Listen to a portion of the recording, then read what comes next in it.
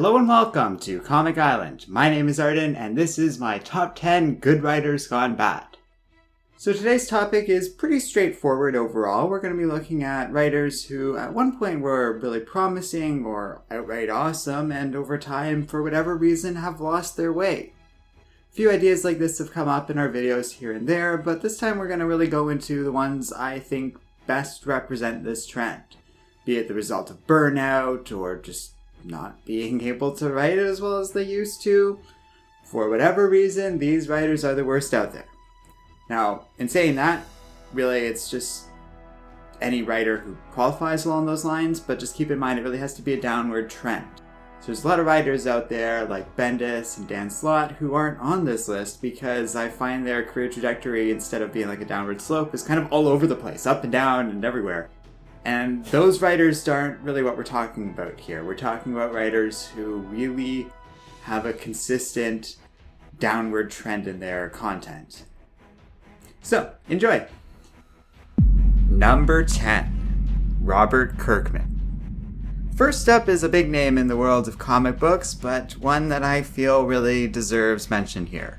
Robert Kirkman made a name for himself doing some pretty good Marvel titles before really getting it big with his Image content through the form of the series Invincible and, of course, The Walking Dead.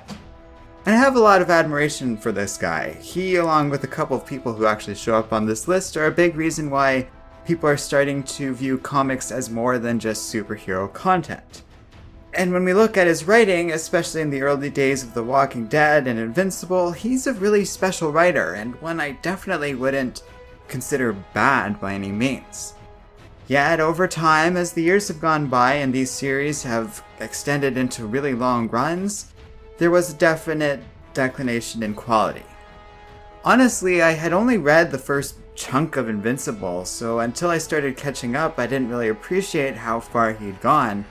But as we got farther and farther into that series towards its end, it became clear that Robert Kirkman is a man of certain patterns and is predictable after a while. His biggest issue is that he relies heavily on shock value to get certain plot points across and to make his comics seem like a big deal. In The Walking Dead and Invincible, and even in his other writings, that works, at least at first, because it's shocking. But that's something that inevitably has diminishing returns, especially because Kirkman doesn't really show a lot of originality when it comes to making super shocking content over a long period of time. So yeah, it's a big deal when he kills off one of his main characters, and it's in a really unexpected form and in a way and with characters that you wouldn't expect. But when it happens over and over again, well, it's hardly surprising to anybody. This is most apparent in The Walking Dead, as now we've gotten into a cycle of just big characters are being killed off, while there isn't enough new characters of interest or ones as memorable as his earlier characters being introduced in the meantime. At this point, I really can't say that I have any interest in The Walking Dead anymore, neither the television show nor the comic books, as both have descended into this cycle of predictability. I have sampled his Outcast series here and there, but I fear it's kind of falling into the same trend with Robert Kirkman, and at the end of the day, this is just a writer I've sort of fallen out of interest with, mostly because of this problem. Invincible was awesome until it wasn't. The Walking Dead was awesome until it wasn't, and that might be a function of him going out of style or me just getting tired of his writing techniques, but I feel I'm not alone on this. And definitely there's a lot less Walking Dead fans out there than there was before. Looking over it all, I have to say Robert Kirkman was great and is going to go down in history as an important figure in comic books for good reason. He's a nice guy by all accounts and everything I've heard and seen of him, and I don't begrudge him too much over any of this, but I can't pretend that he's a writer I like or even care about anymore.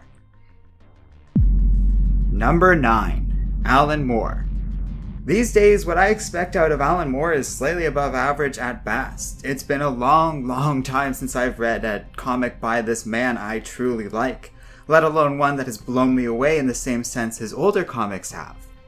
That is a shame, but as we'll discuss throughout this video with various writers, it doesn't diminish the man's earlier career. But I think if anyone's being really honest, stories like Fashion Beast, Providence, or The Courtyard really don't hold a candle to the likes of V for Vendetta, Watchmen, or From Hell, to name a few examples. And other modern titles like the Neonomicon, while I can respect what Moore was going for, felt so exploitative, they read like a bit of a joke. These modern comics aren't bad, but have issues with them and are nowhere near as memorable as some of Moore's older work. I understand the man is retiring and it might be for the best, because while I respect the man's career, there's no avoiding the dip in quality that happened as he moved farther into his career. In the world of writers gone bad, Moore is far from the worst of examples, but he is one of the first writers I thought of, and it's very hard to talk about the guy without recognizing that this is an active writer that hasn't written a thing I love in almost 15 years. Number 8. Chris Claremont. Yep, we now move on to another landmine of sorts, because much like Alan Moore, I have a rather unambiguous love of this man's earlier career. Claremont built the X-Men into what they are today, and along with a great team of artists and colorists, most notably John Byrne, he is responsible for a huge chunk of what makes even Marvel as a whole great as a franchise as it exists. His run during his heyday was never perfect, and some people are never going to be a fan of the man's use of melodrama or high-concept sci-fi, but I can't help but love it. His early work really is amazing. Yet like many writers on this list, that ingenuity is hard to recognize these days. There are elements to his current work I enjoy, but by and large it seems like what he puts out these days really doesn't feel like it should be as good as a comic by this writer's reputation would suggest. It's hard to tell whether the man simply had trouble adapting to the modern age, if he's simply given up and isn't trying that hard anymore. I have some feelings on that. Or maybe he's just lost his touch, but whatever the case, Chris Claremont hasn't put out anything substantial in this century. I remember DC had him for a story, reuniting him with John Byrne for a miniseries called The 10th Circle. And while it's not bad, something like that should really be a big deal, and instead it's just sort of okay at best. These days it seems like Marvel is just paying the man to do nothing, so he won't go writing for another company. And while elements of that are fair, like Marvel should pretty much just be paying out that man for the rest of his life, it's a real shame because one of the greats really seems to have lost his way. Number 7. Nick Spencer. Now I kinda had to debate this one internally for a little while as to whether or not to include him. Out of all the writers, Nick Spencer is by far the newest, the least experienced, the least amount of time to his career to have this sort of deterioration in quality, and yet I really do feel he deserves to be on here. This once promising independent writer didn't seem to transition too well into the superhero comic book world, if you ask me. This guy has written some pretty cool stuff, but at the end of the day, it's really come down to a writer who really likes setting up these cool ideas and content and all these different layered plot lines and complicated things, only for it to fall apart like a house of cards. The biggest example of this is in the Secret Empire business, but that was built up from his start as a Captain America writer and feels like it was always kind of heading in that direction. And I have to say, looking at his most recent stuff, as he's begun this new mini-series with Doctor Strange, I really haven't been impressed with this guy.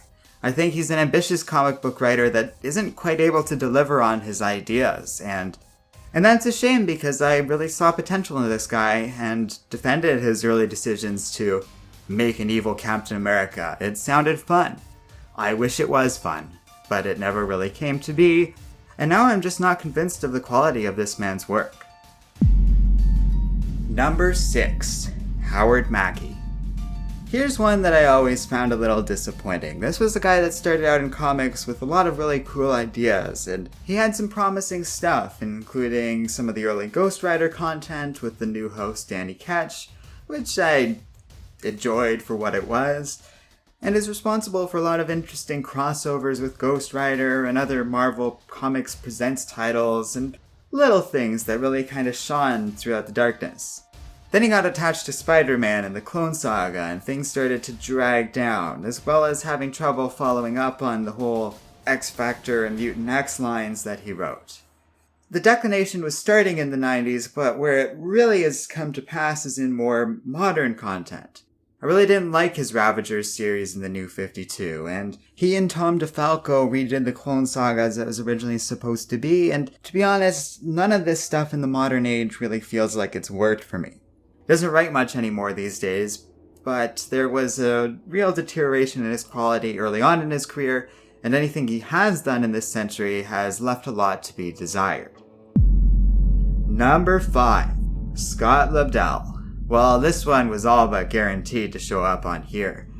He was a popular and obvious choice, as he started out pretty strong in Marvel, doing some pretty interesting writing, with stuff involving the X-Men, and did some pretty memorable stories throughout and up until the early 2000s. If you like the 1990s X-Men the Animated Series, Lobdell is actually a big part of why those stories worked, because he wrote a lot of the stuff that series was based on. They even have a couple of references to the man's name in the animated series itself. Lobdell is also responsible for having Marvel introduce the character Northstar as a homosexual, and in the process he pretty much created the first mainstream openly gay superhero.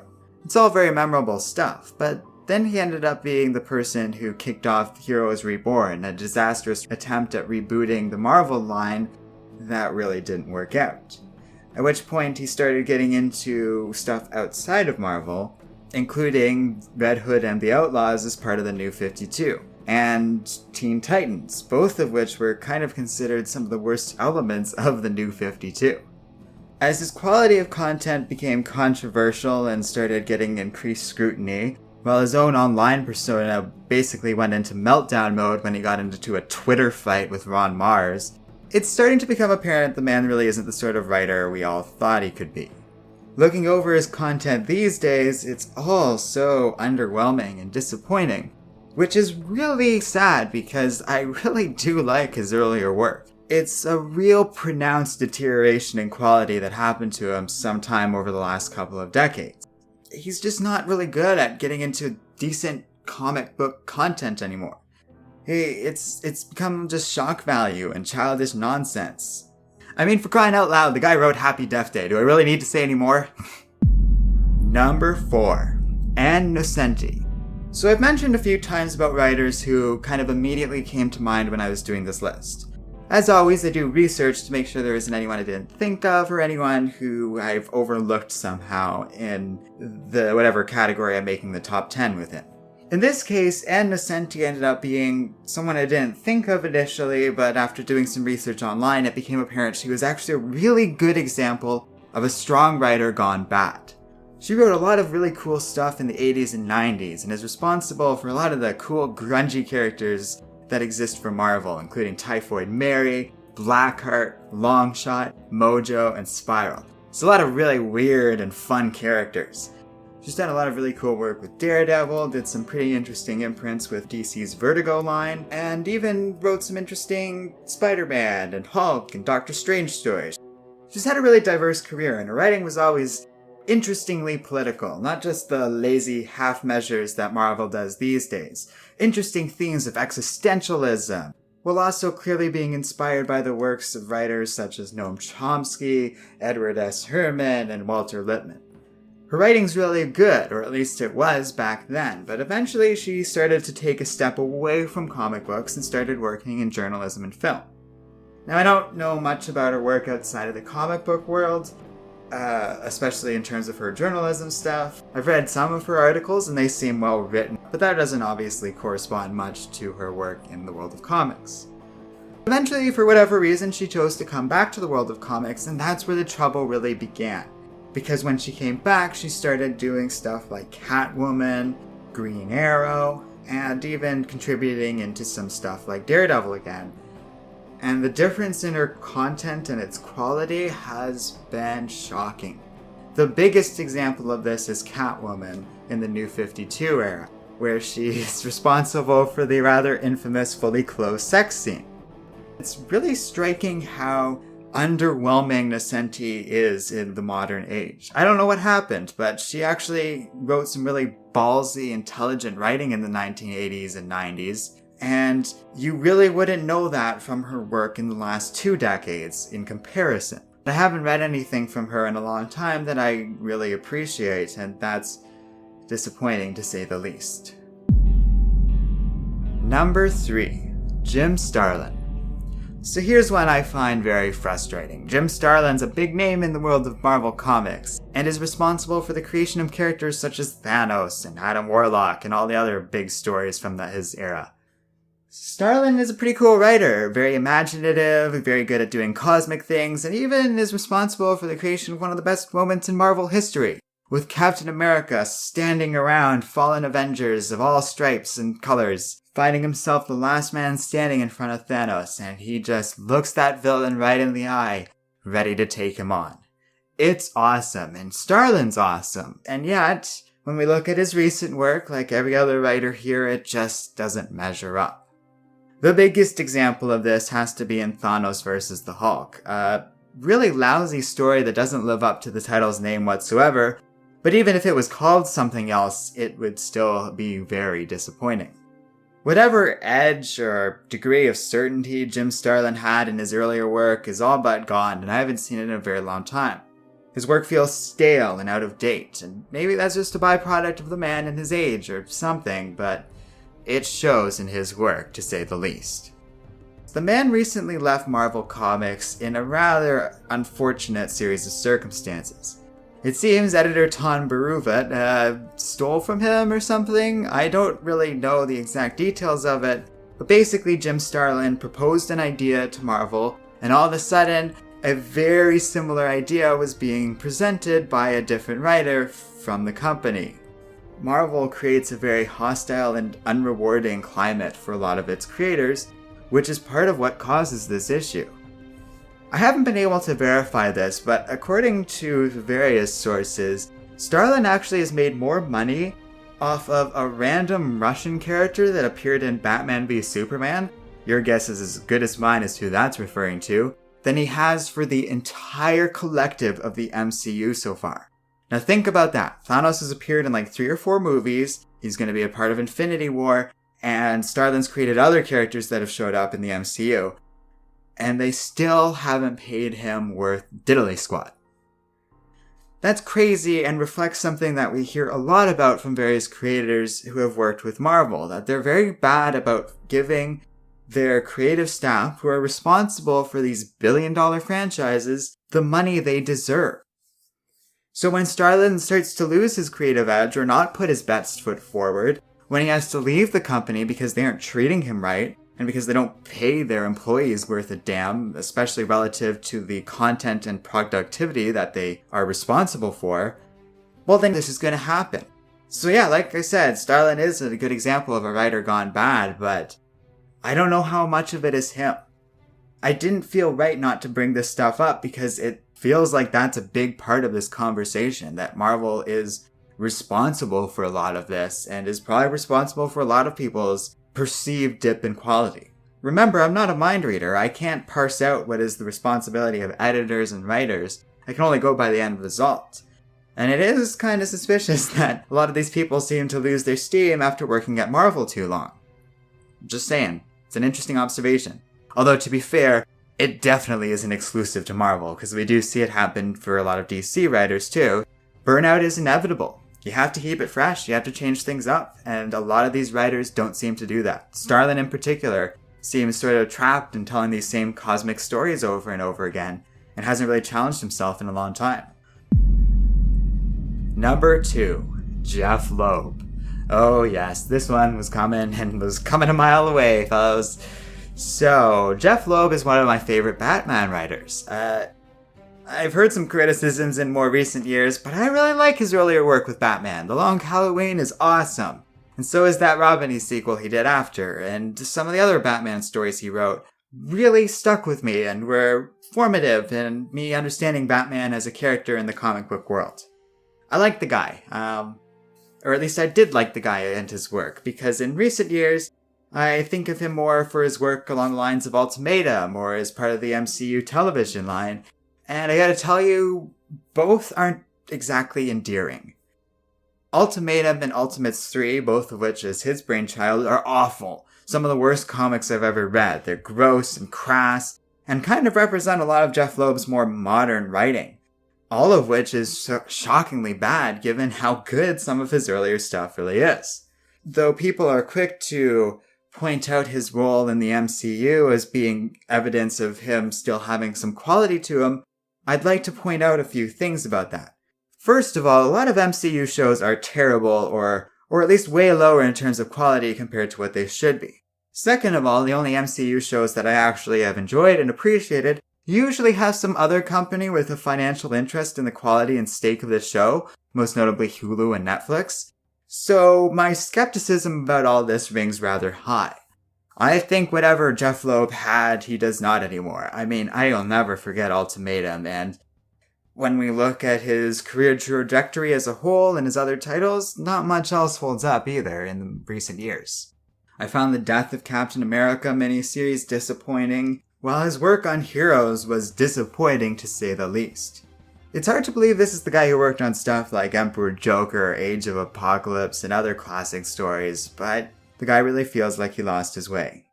There is one possible reason for why the guy might not be the writer he once was, and it's a really sad reason. On June 17th, 2005, at the age of 17, Jeff Loeb's son died after a 3-year battle with bone cancer. And it unfortunately times well with a lot of this deterioration in the quality of the man's work.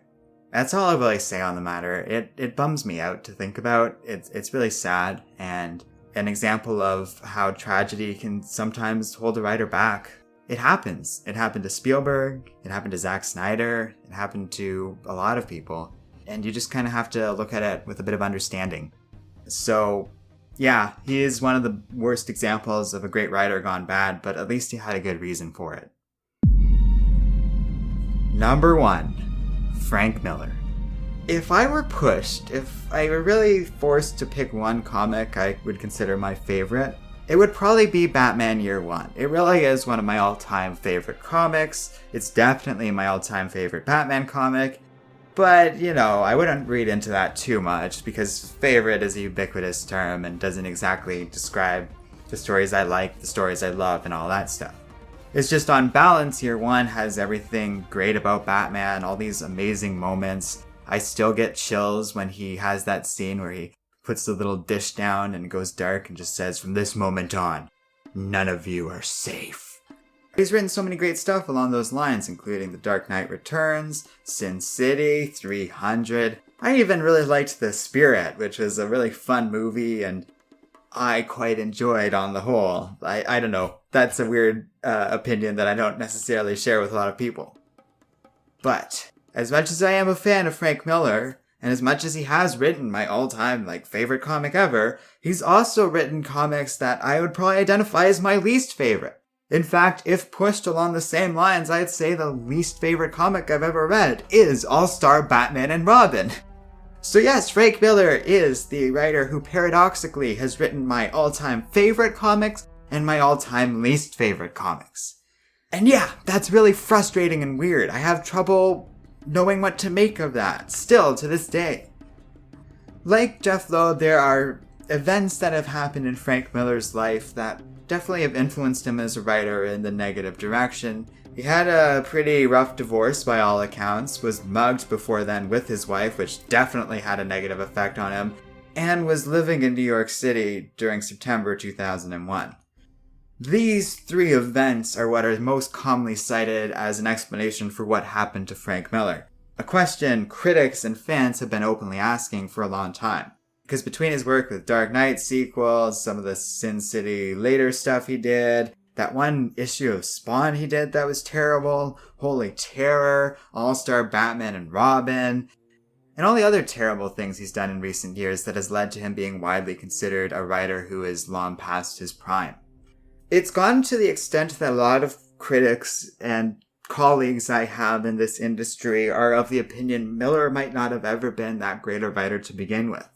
But I promise you, if you go back to stories like Batman Year One, they hold up surprisingly and shockingly well. They are really good and still have a lot of value to them. But a lot of people at this point have called out Miller for some of his work and consider him beyond what he used to be, even Alan Moore himself. He's not a bad dude, he's more complicated than that and does genuinely seem to care about his content. The problem is, no matter how you dissect it or look at it, there is a serious deterioration in the man's quality. He's lost his edge and has replaced it with, I don't know what. It's grungy art that doesn't work, mixed with terrible writing. I still really respect the guy, especially his earlier career. I mean, this is the guy who pretty much defined Daredevil as what he is. And yet, if there's a writer that I think has gone bad more than anyone else in the world, it's definitely Frank Miller. So that's the end of the review. Thanks for watching. If there's any writers you feel I left out or you think don't belong on here, let me know in the comment section below. It ended up being a pretty interesting cross-section of new writers and old writers, and some very prolific, others not so much, some subjective more than others, but I'm pretty happy with how the list turned out. If you'd like to support Comic Island, you can find out how in the video description below. And finally, don't forget to like, subscribe, and keep reading comics.